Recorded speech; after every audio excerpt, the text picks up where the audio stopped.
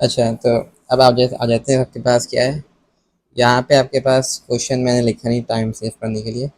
आपके पास 3 shapes draw हैं और उसमें उसने बोला आपके पास कि जो शेप ए है वो ओरिजिनल शेप है आपके पास, ठीक है। यानी ये क्या हुआ आपके पास, ऑब्जेक्ट हुआ। ये है ऑब्जेक्ट, ओरिजिनल शेप। इस ऑब्जेक्ट की एक इमेज ये है, यानी एक रिफ्लेक्शन ये है और दूसरी रिफ्लेक्शन ये है। अब वो पूछ रहा है ये दोनों रिफ्लेक्शन जो कि अलग अलग रिफ्लेक्शन, ऑब्वियसली अलग अलग लाइन पर रिफ्लेक्ट हुई है, इन दोनों की लाइन ऑफ रिफ्लेक्शन बताओ, ठीक है। और अच्छा, ये तो चलो मैं आपको बता दें कि रिफ्लेक्शन हुई है इसमें। पास पेपर्स में आपको ये भी नहीं पता होता।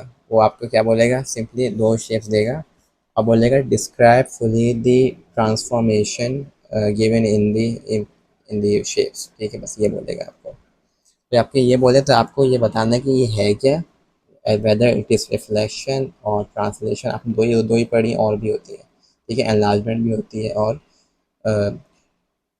रोटेशन भी होती है, आपने नहीं पढ़ी वो, मैं दिखाती से दो ही पढ़ी ना। तो आपको ये बताना होगा कि ये रिफ्लेक्शन है, और अगर रिफ्लेक्शन है तो किस लाइन पर है।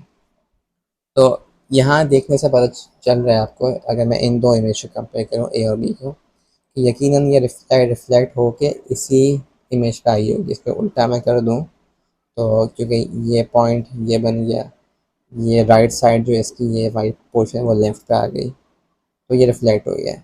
और ये भी आपको पता चल जाना चाहिए कि रिफ्लेक्ट हुई है तो यकीनन ये हॉरी सॉरी वर्टिकल लाइन पे ही रिफ्लेक्ट हुई है, तभी इस तरह की सेम सेम उस पर है, पोजिशंस पे। वरना अगर इंक्लाइंड होती है, जैसे यहाँ पे आपने तो देखें, इंग्लैंड में बिल्कुल ही चेंज हो जाती है वो, ना रिफ्लेक्ट भी हो जाती है और उसकी जगह भी ही चेंज हो जाती है। जगह चेंज इन अ सेंस के उसकी डायरेक्शन या फेसिंग, जिस तरह फेस कर रही थी, मूव कर रही थी, वो भी चेंज हो जाती है, घूम जाती है एक्चुअली, ठीक है। तो आपको पता होना चाहिए कि क्या है, वर्टिकल लाइन होगी। अब वर्टिकल लाइन कहाँ से होगी, तो मैंने आपको क्या बोला था कि परपेंडिकुलर बाइसेक्टर होता है और उसका डिस्टेंस सेम होता है। तो अगर मैं ये डिस्टेंस काउंट कर लूँ किसी भी दो कॉरस्पॉन्डिंग पॉइंट्स को लेकर, कॉरस्पॉन्डिंग पॉइंट मीन्स के मैचिंग पॉइंट्स, अगर ये पॉइंट मेरे पास इस शेप का है तो इसी का मैचिंग पॉइंट शेप ए में क्या है, ये वाला है। उन दो का डिस्टेंस में काउंट कर लूँ, मेरे पास डिस्टेंस कितना आया, 1 2 3 4 का। अब क्योंकि जो डिस्टेंस होता है लाइन ऑफ रिफ्लेक्शन का फ्रॉम इमेज एंड ऑब्जेक्ट, वो क्या होता है, इक्वल होता है। तो 4 का हाफ क्या होगा, 2। तो दिस मीन्स के 2 होगा मेरे पास डिस्टेंस इस साइड से, और 2 क्या होगा इस साइड से। तो लाइन कहाँ से पास हुई, यहाँ बी से पास हुई है। मेरे पास लाइन जो होगी वो कौन सी होगी यहाँ पे, वो ये वाली लाइन होगी, सॉरी ये लाइन, ये वाली लाइन होगी, ठीक है। उसको चेक चेक भी कर लें आप, किसी और पॉइंट को लेके भी कर लें चेक। इसको देख लेते हैं, 1 2 3 4 5, 5 का है डिस्टेंस, 1 2 3 4 5 का है डिस्टेंस, यानी क्या है, बिल्कुल ठीक है, करेक्ट है।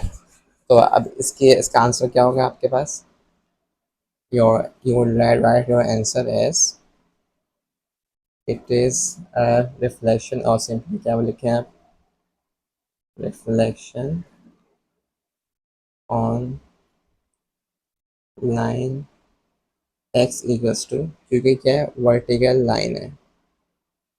तो इसको आप एक्सटेंड करता हूँ मैं, कहाँ से पास हो रही है, एक्स इक्वल्स टू 3 से, तो इसकी इक्वेशन क्या होगी, x equals to 3, reflection on line x equals to 3। तो ये दो नंबर का सवाल होता है, एक नंबर रिफ्लेक्शन का बताने का होगा, एक नंबर उसकी लाइन बताने का होगा। ये चीज़ अब सीवी में देखना आपके पास, आपको देख के पता चल रहा है क्या है, घुमा हुआ शेप है, रिफ्लेक्ट होकर बना होगा। तो अब अगेन डिस्टेंस काउंट काउंट कर लें, तो 1 2 3 4 5 6 7 8 9 10, 10 का हाफ क्या होगा, 5। तो 5 किसी भी साइड से, ठीक है। तो ऊपर से अगर देखें तो 5 यूनिट्स नीचे आ जाए, और नीचे से देखें तो 5 यूनिट्स ऊपर आ जाए, तो आपके पास सेंटर से पास हो जाएगा। तो 5 कहाँ पे जा रहा है, मेरा यहाँ 5 जा रहा है, 1 2 3 4 5, 5 ये पॉइंट आ रहा है। तो यहाँ पे मैं क्या क्या करूँगा, लाइन को ड्रॉ कर दूँगा।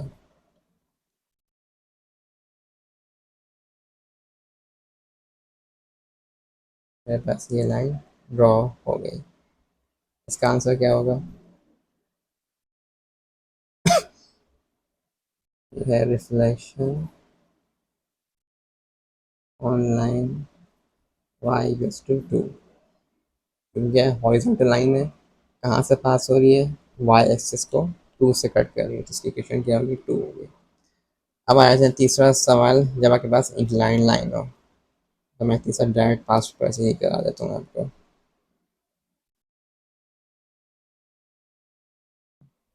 ये देखें, ठीक है, इसमें क्या बोल रहा है आपको, देखें आ गया सवाल। Describe for the single transmission that maps shape A onto shape B. Shape A से ये बी बना है, क्या हुआ है। तो अगर आप ये देखें, आपने दो ही पढ़ी हैं, ठीक है, ट्रांसलेशन पढ़ी है और रिफ्लेक्शन पढ़ी है। ट्रांसलेशन में तो कुछ भी चेंज नहीं होता, उसकी ना डायरेक्शन चेंज होगी, ना फेसिंग चेंज होगी, ना एंगल चेंज होगा, ना ओरिएंटेशन चेंज होगी। तो वैसे वैसे ही रहती है, सिर्फ जगह चेंज हो जाती है। मीनिंग कि अगर कोई चीज़ यहाँ पड़ी है तो घूम के कहीं और चली जाएगी, यहाँ आ जाएगी, वहाँ आ जाएगी, उसके चीज़ का फर्क नहीं पड़ेगा। इसकी मिसाल ऐसे, आपके पास कुर्सी है, कुर्सी को उठा के कहीं कहीं और रख दिया, कहीं और रख दिया, कहीं और प्लेस कर दिया, ठीक है, तो ये है, और कुर्सी पर कोई फर्क नहीं पड़ा ना। तो ये चीज़ आपके पास। तो अच्छा, आपको पता लगेगा कि क्या है, रिफ्लेक्शन है। और रिफ्लेक्शन आपको पता लग गया कि इंक्लाइंड है, क्योंकि अगर ये वर्टिकल होती तो यहाँ कुछ फिक्स इमेज फॉर्म होती, हॉरिजॉन्टल होती तो यहाँ की इमेज फॉर्म होती, उसकी जगह चेंज नहीं होती। जगह चेंज हुई तो क्या होगा, इंक्लाइन लाइन होगी। और मैंने आपको बता दिया कि मैंने इंक्लाइन दूंगा तो इंक्लाइन होगी, तो आपके कोर्स में ग्रेडियंट 1 वाले ही होगी, यानी उसका line equation y equals to x होगी, x plus 2 x plus something हो सकती है, लेकिन जो ग्रेडियंट है वो क्या होगा, x की फॉर्म में होगा, 1 ही होगा उसमें। तो जब आपके पास ग्रेडियंट 1 हो तो बहुत ईजी वे है, बहुत आसान तरीका क्या है, कोई भी दो मैचिंग पॉइंट्स लें आप। मैचिंग पॉइंट मीन्स के मेरे पास ये बी का ये वाला कोना, ये कोना, दोनों क्या है, मैचिंग पॉइंट्स हैं।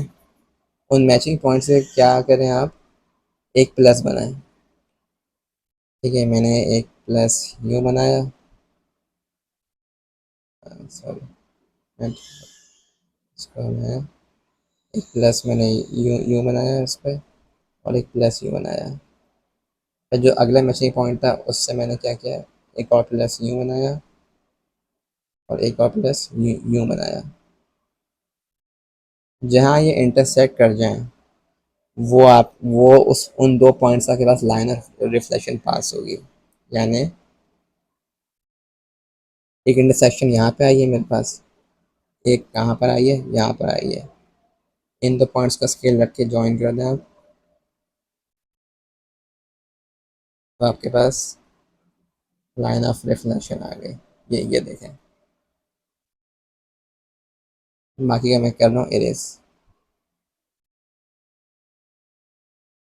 ये लाइन हो गया आपके पास, और देखने से ग्रेड 1 ही आ रहा है, क्योंकि क्या है, 1 पे 1, 2 पे 2, 3 पे 3, तो ये आपके पास इस तरह लाइन आ जाएगी। तो the answer would be reflection